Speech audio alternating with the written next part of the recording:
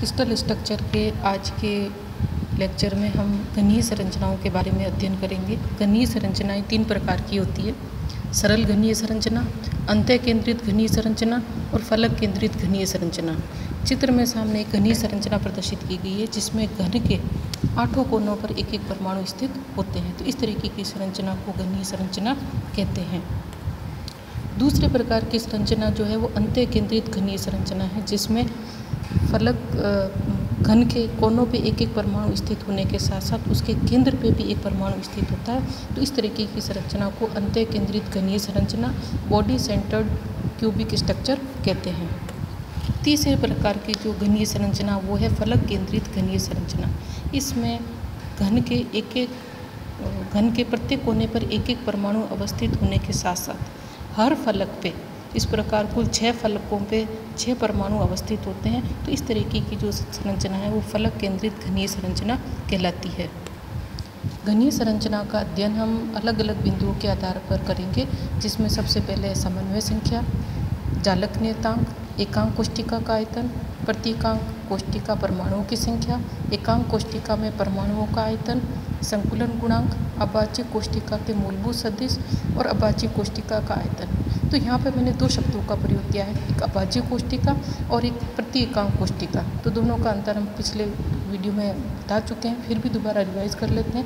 अभाज्य कोष्ठिका वो कोष्ठिका होती है जिसमें घन के कोनों पर ही परमाणु अवस्थित होते हैं और इसके अलावा और कहीं अवस्थित नहीं होते हैं। तो इस तरीके न्यूनतम आयतन वाली कोष्ठिका होती है। जबकि जो यूनिट सेल है या जो एकांक कोष्ठिका, उसमें घन के कोनों के अलावा उसके केंद्र पे या उसके फलकों पे भी परमाणु अवस्थित हो सकते हैं। तो सबसे पहले हम बात करते हैं समन्वय संख्या या कोऑर्डिनेशन नंबर। समन्वय संख्या ये बताती है कि कोई भी एटम अपने आसपास के कितने एटम से घिरा हुआ है। तो अगर हम घनीय संरचना की बात करें तो घनीय संरचना में कोई भी एटम अपने पास के कितने एटम से जुड़ा हुआ है वो उसकी समन्वय संख्या कहलाएगी। और घनीय संरचना के लिए समन्वय संख्या का अध्ययन हम इस चित्र से कर सकते हैं। इसमें हम देखते हैं कि इसमें जो सेंटर पे एटम लिया हमने यहाँ पे इस घन के इस कॉर्नर पे जो एटम है वो अपने आसपास के 6, 1, 2, 3, 4, 5 और 6 एटम से घिरा हुआ है। इसलिए सरल घनीय संरचना के लिए समन्वय संख्या 6 होगी। जालक नियतांक। जालक नियतांक जो है किसी एक एकल कोष्ठिका के एक परमाणु से दूसरे परमाणु के केंद्रों के बीच की दूरी को शो करता है। और अगर हम इसको a से व्यक्त करें तो यह दूरी एक जालक नियतांक सरल घनीय संरचना के लिए a = 2r के बराबर होगी, जहाँ पे r एक परमाणु की त्रिज्या है। तो यहाँ पे जो 2 परमाणु प्रदर्शित किए गए हैं, अगर इनको आपस में बड़ा दिखाया जाए तो a = 2r के बराबर होगा। चूँकि ये घनीय संरचना और घन का आयतन भुजा क्यूब होता है, इसलिए जो प्रतीकांक कोष्ठिका का आयतन v = a³ और चूँकि a = 2r के बराबर है, इसलिए a³ = 2r³ = 8r³ के बराबर होगा। अब हम प्रत्येकांक कोष्ठिका में परमाणु की संख्या ज्ञात करते हैं। चूँकि इस एकांक कोष्ठिका में प्रत्येक कॉर्नर पे एक एक एटम स्थित है, इस तरह से इसके ऊपर कुल 8 एटम हैं और प्रत्येक एटम जो है वो अन्य 8 यूनिट सेल के अंदर अपनी साझेदारी रखता है। इसलिए इसमें प्रत्येकांक कोष्ठिका परमाणु की संख्या 1/8 × 8 = 1 होगी। एकांक कोष्ठिका में परमाणुओं का आयतन। चूँकि अभी हमने प्रतीकांक कोष्ठिका में परमाणु की संख्या 1 ज्ञात की है, इसलिए इसका आयतन 1 × 4/3 πr³ और इसको अगर हम जालक नियतांक के पदों में लिखें तो 4/3 π a/2 और वो π/6 a² के a³ के बराबर होगा।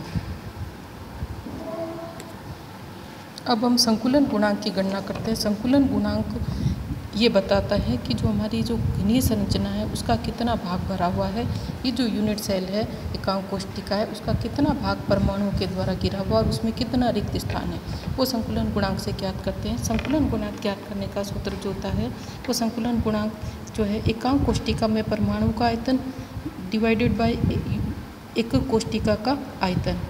तो एकांक कोशिका में परमाणु का आयतन π/6 a³ और एकांक कोशिका का जो आयतन है वो है a³।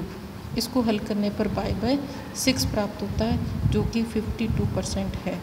इससे हम कह सकते हैं कि सरल घनीय संरचना का संकुलन गुणांक कम होने के कारण ये संरचना लूजली पैक्ड स्ट्रक्चर होती है और ये केवल जो पोलोनियम है वही विशिष्ट ताप पर ये संरचना को प्रदर्शित करता है।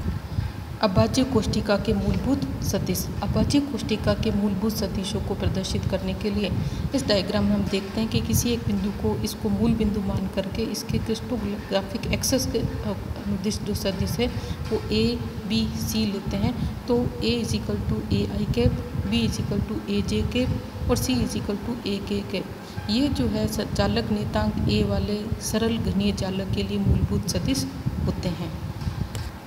अर्थात A = AI cap, B = AJ cap और C = AK कैप।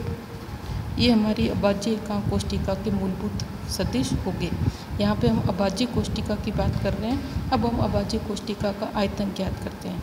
अभाज्य कोशिका का आयतन A.B×C से अगर हम ज्ञात करें तो वो a³ के बराबर प्राप्त होता है और इससे स्पष्ट है कि सरल घनीय संरचना में अभाज्य कोशिका और एकांक कोशिका दोनों का आयतन समान होता है। अर्थात अभाज्य कोशिका और एकांक कोशिका दोनों एक ही है।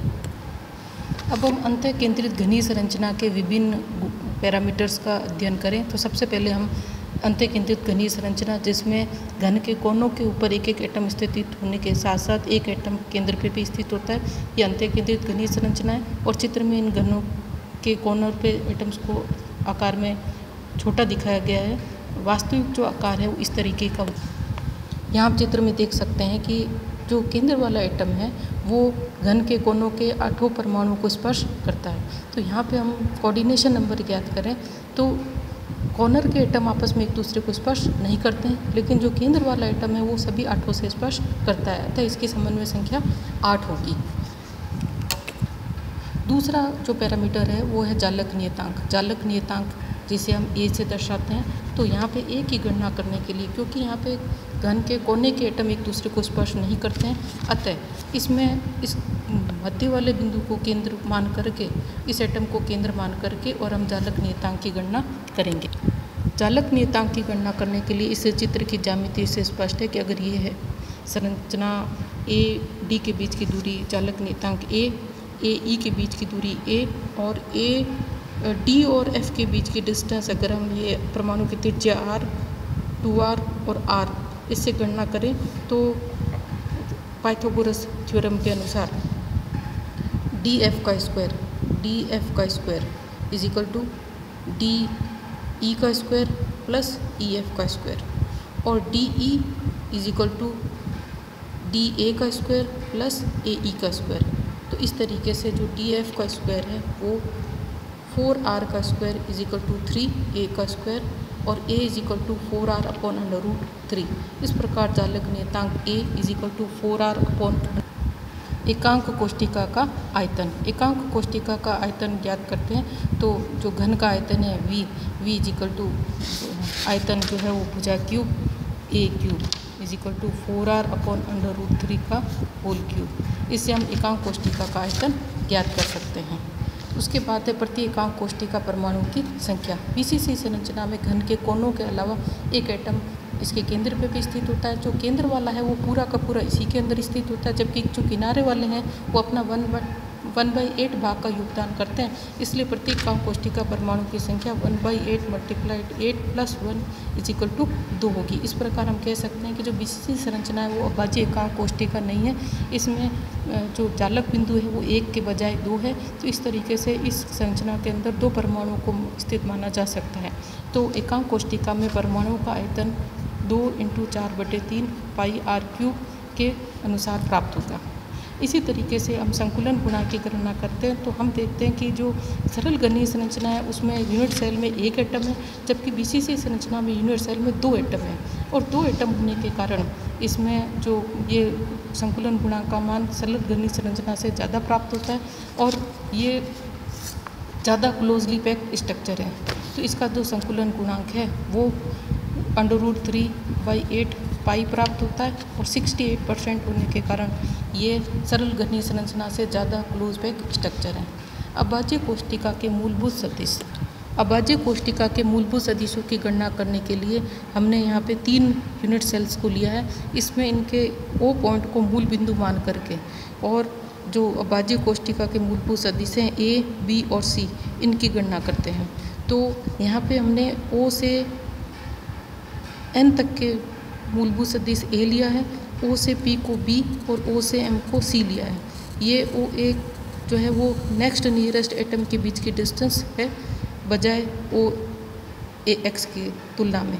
तो इनकी गणना करने के लिए जो है A = A/2 I + J - K, B = A/2 - I + J + K और C = A/2 I - J + K प्राप्त होता है। अभाज्य कोष्ठिका का आयतन A.B × C से और मूलभूत सदिशों के मान रखने पर और गणना करने पर जो अभाज्य कोष्ठिका का आयतन है A³/2 प्राप्त होता है। इस तरीके से हम कह सकते हैं कि जो सरल घनीय संरचना है उसका आयतन A³ और अभाज्य ये अंत्य केंद्रित घनीय संरचना का जो एकांक कोष्ठिका है उसका आयतन A³ और अभाज्य कोष्ठिका का आयतन A³/2 प्राप्त होता है। अगले वीडियो में हम फलक केंद्रित घनीय संरचना के विभिन्न पैरामीटर्स उनका अध्ययन करेंगे। धन्यवाद।